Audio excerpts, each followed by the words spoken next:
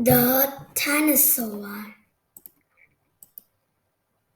Once the earth was nothing more than one big swamp. There were no people. There were no roads and no houses. The land was filled with dinosaurs, big and bigger, mostly bigger. There were supersaurs, brachiosaurs, and the brontosaurus. All of them were big, very, very big. The biggest of the big were the ultrasaurs. They were so big that the world big is not big enough. They lived in a big world. Life was very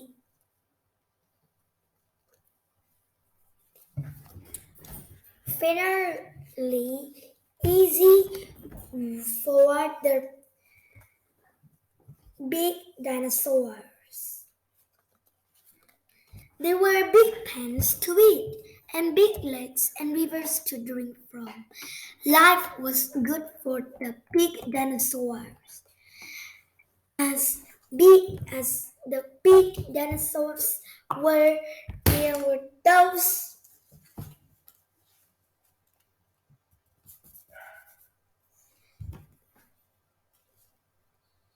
that were small. In fact, they were smaller than small. Then were tiny. These little creatures were called dinosaurs. They would run here and there looking for food. The best food was large wa-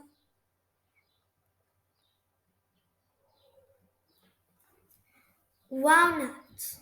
The walnuts were bigger than even they were. The dinosaurs would feast on the nuts and eat and eat. While they ate, they would watch out for the supersaurs. For if a dinosaur were stepped on by the supersaur, it would be super sore indeed. Things would have stayed this way for millions and millions of years. But something scary happened. It all started one day. A triceratops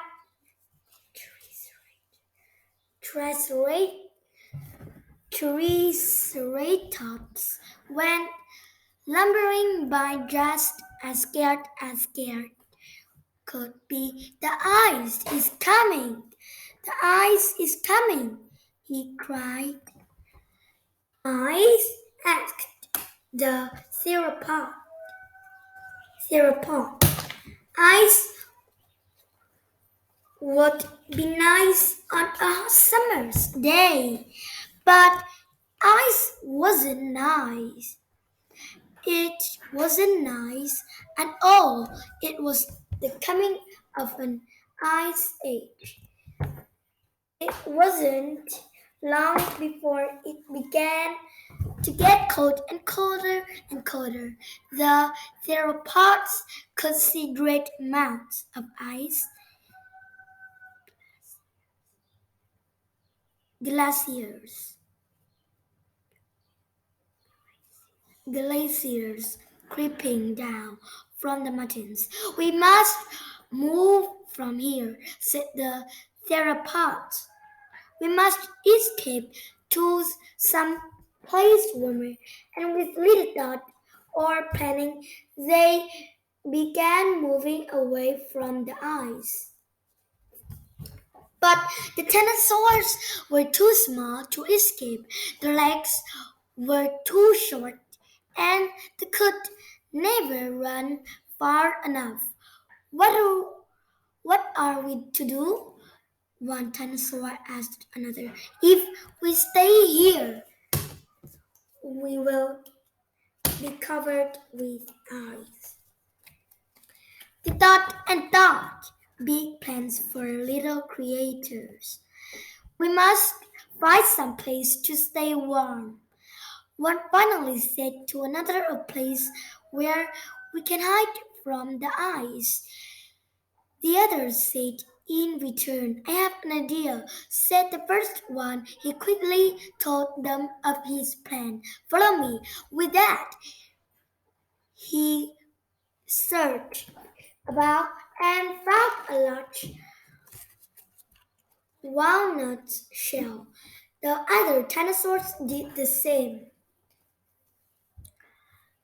The ate, uh, they ate the meat inside until there were only hollow shells left.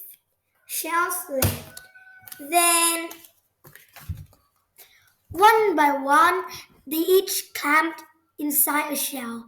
They twisted and curled themselves inside and then pulled the top down tight.